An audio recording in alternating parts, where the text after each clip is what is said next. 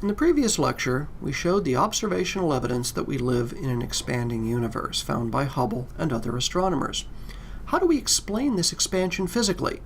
Our way of explaining the expansion of the universe is what we call the Big Bang model, and that will be the topic of this lecture. The observation of Hubble's law demonstrates that the universe is systematically expanding. On this diagram, we plot the apparent radial velocity of galaxies as a function of their measured distance.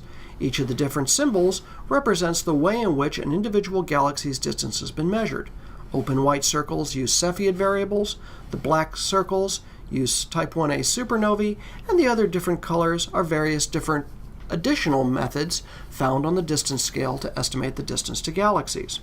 When I plot the observed radial velocity against the distance, we find that the data for all these galaxies lies along a single line, stretching from the Milky Way out to nearly 500 megaparsecs, and speeds approaching 10% of the speed of light. This straight line relationship showed by the blue line is the Hubble law, expressed mathematically as the observed radial velocity of a galaxy in kilometers per second is equal to the Hubble constant h0 times the distance in megaparsecs.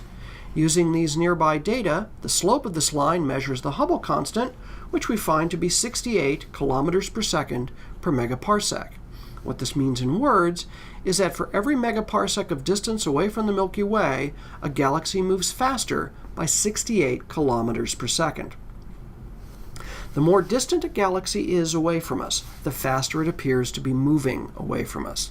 This is the Hubble law, and it is a solid observational evidence of a systematic expansion of the universe. But it isn't only expansion into the future. If we go into the distant past, and we go far enough back in time, then everything in the universe will have been very close together at a finite time in the past. The matter and energy density of the universe will be very high because everything will be packed into a smaller and smaller volume of space-time, and the universe will become hot, dense, and opaque everywhere. We call this very hot, very dense initial state the Big Bang. An infinitely dense and hot universe in the past follows naturally from three fundamental physical assumptions. The first is that general relativity is valid on cosmic scales. The second, that the universe is homogeneous and isotropic on cosmic scales, as we observed in a previous lecture. Third, that the energy of the vacuum is either zero or very small. This is a new idea. It has to do with the quantum mechanical description of the behavior of the vacuum of space-time. The details of this are a little bit beyond the scope of this course, but bear in mind this particular fact. We're going to come and meet it again later on in this unit. All three of these assumptions are testable by making observations of the universe. We're not content with just making conjectures as to the nature of the universe. Our ideas, our theories, must be testable. And indeed, that's what a theory is. A theory is not a guess. It's not a conjecture.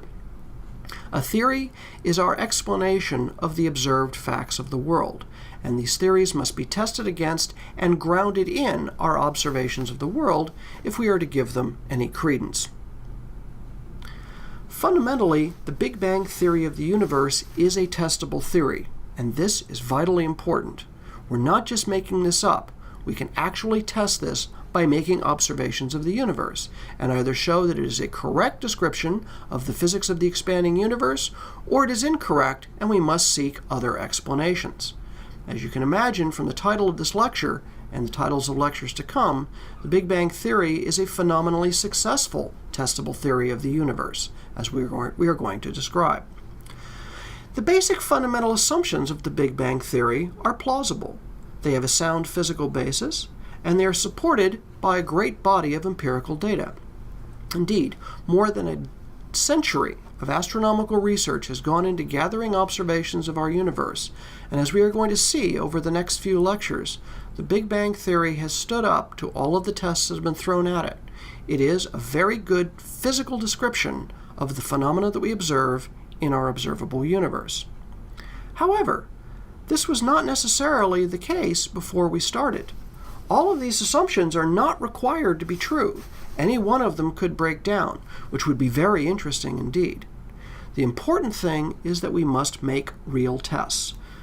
we must answer the question, does the Big Bang Theory correctly explain the properties of our observed universe? This is the test. Before we can go to those tests, however, we need to spend some time asking, what is the Big Bang Theory? What is it we're trying to test against observations of the universe? Our story begins in 1922 with the Russian physicist Alexander Friedmann, who demonstrated that Einstein's field equations of general relativity predict an expanding or a contracting universe on very large scales. At first, Einstein was extremely skeptical. His initial reaction was to completely dismiss Friedmann's solution. This was unfortunate because Friedmann had actually done a correct solution of the Einstein field equations, one of the first few such solutions that was possible in this mathematically very challenging theory. Einstein was incorrect. He had made an incorrect solution himself and decided that Friedmann had made an error. But this shows the greatness of Einstein. On closer consideration, he later admitted that he was wrong, that it was he, not Friedmann, who had made a mistake. And in a later letter, he told Friedmann that he was now convinced that Friedmann's solution was not only correct, but an interesting result, one that he did not, however, quite understand at the time. Friedmann's result was not widely recognized at first, in part because of when it occurred, 1922. Remember when we talked about the nature of galaxies in earlier lectures in this unit? It wasn't until 1926 that Hubble found the first Cepheid variable in the Andromeda Nebula and demonstrated that the Andromeda Nebula was really the Andromeda Galaxy, another Milky Way-sized system nearly 1 million parsecs away. The nature of the nebulae had not yet been resolved in 1922. Furthermore, Hubble's discovery of the systematic expansion of the universe was not going to be published until 1929. So this was still another 7 years in the future when Friedmann had gotten out ahead of the observations with theory. As a consequence, the people weren't prepared for the idea of an expanding universe, and it was outside of everyone's observational experience. Indeed, when Einstein asked the astronomers around him whether the universe was expanding or contracting, they said, well, of course not. If we look at the motions of nearby stars, we see equal numbers of blue shifts and red shifts, and the speeds are all small, a few tens of kilometers per second, with no evidence of a systematic expansion or contraction. They were working within the prejudices that the universe, as they understood it, only extended as far as the Milky Way. The observational data available to them at the time was either incomplete or not yet recognized as pointing the way towards an expanding universe. Sadly, Friedmann died an early death in the year 1925, which kept him from developing his ideas further. Perhaps had Friedmann lived, he would have developed the ideas more fully and would have enjoyed the triumph of the eventual discovery and actually having made a prediction of the expansion of the universe. As it stood, we honor Friedmann posthumously by referring to the solutions as often the Friedmann equations of the universe. In 1927, the Belgian priest Georges Lemaitre made the first connections between theory and the limited observations that were available to him at the time. He showed that the Friedmann solution and his own independent solution of the Einstein field equations predicted cosmological redshifts, and indeed the observations that were available to Lemaitre in 1927 showed that there was a preponderance of cosmological redshift over cosmological blue shift. He even found hints of in the limited velocity data of signs of a systematic expansion 2 years before Hubble's famous paper in 1929. The data and distances that were available to astronomers in 1927 were still too crude to be able to do more than just see hints of a systematic expansion of the universe. It wasn't until Hubble's more refined, although even then not exactly accurate methods for finding distances were available 2 years later, that was to show clearly the effect of the expansion of the universe. By 1931, as work by Hubble and Humason greater refined what became known as the Hubble law, that the systematic expansion of the universe became apparent. Lemaitre, using these observations and using them to refine the theoretical predictions, proposed a very early form of what we now know as the Big Bang model. The phrase Big Bang is actually not a very good description of the theory, which says nothing at all about cosmic explosions. This is the single biggest problem with the name Big Bang. It brings up the wrong image in mind. The Big Bang is not an explosion in space casting out debris that becomes the galaxies. The Big Bang is the expansion of space and time itself from an initial hot, dense state. Lemaitre and others understood this, but where does the term Big Bang come from then, if it isn't very good? The term Big Bang was coined by the physicist Fred Hoyle on a BBC radio program in 1949. Hoyle was describing recent discoveries in the nature of the universe, and was himself a proponent of an alternative theory of the universe called the steady state. Hoyle later claims that he chose the term Big Bang to try to make a striking contrast with his own competing steady state theory. The steady state theory has now been shown to not be a correct description of the universe and has long since fallen by the wayside. But, for better or worse, Hoyle's expression, Big Bang, has stuck. A lot of people have thought of other possible names for our theory of the universe, and none of them have really again stuck. None of them seem to be good.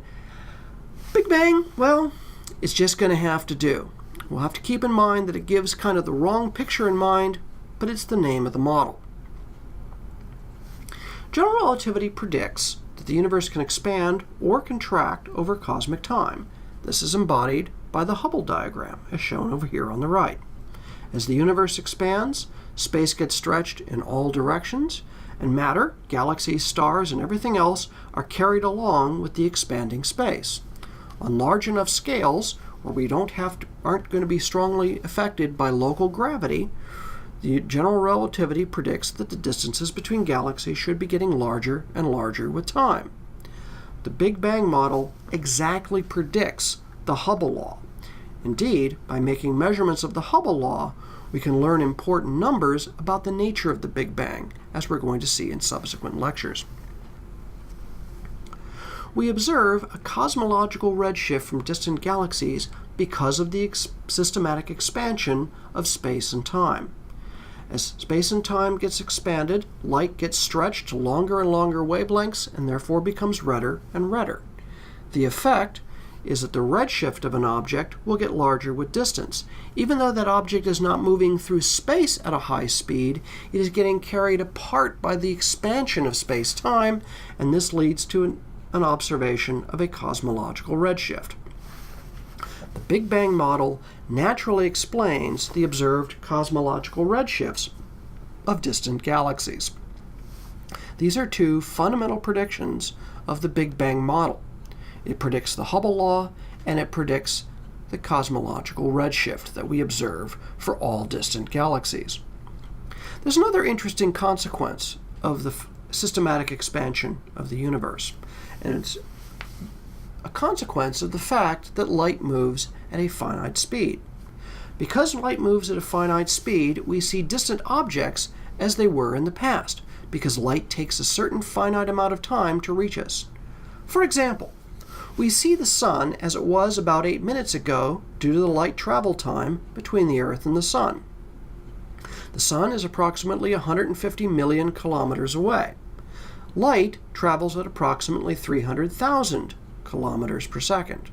If I take 150 million kilometers and divide by 300,000 kilometers a second, I get 500 seconds, or a little bit over 8 minutes and about 20 seconds. This means that when I see the sun through a telescope, I'm seeing as it was about 8 minutes ago.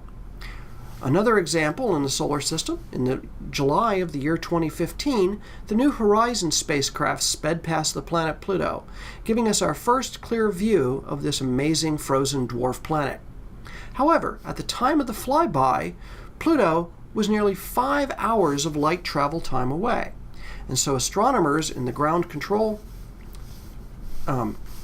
laboratory didn't know that the flyby was successful until many hours later, because they had to wait for the radio signals, which travel at the speed of light, to reach the Earth over a distance of more than 3 billion kilometers. This light travel time effect, the fact that as I look at more and more distant objects, I'm looking deeper and deeper into the past, is something we call cosmic look-back.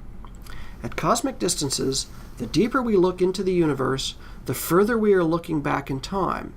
As those distances are greater, as they start getting to be not hundreds of millions of parsecs, but billions of parsecs, we can begin to look back to a time when the universe was younger, smaller, denser, and hotter. This suggests how we can test the Big Bang model observationally. We can look back into space, and as we look deeper into the cosmos, we are looking back into the time. An expanding universe that came out of an initial hot, dense state should have observational consequences that we can see if we can extend our reach further and further into the depths of the universe. To look into space is to look backwards in time and allow us to read off the history of the universe.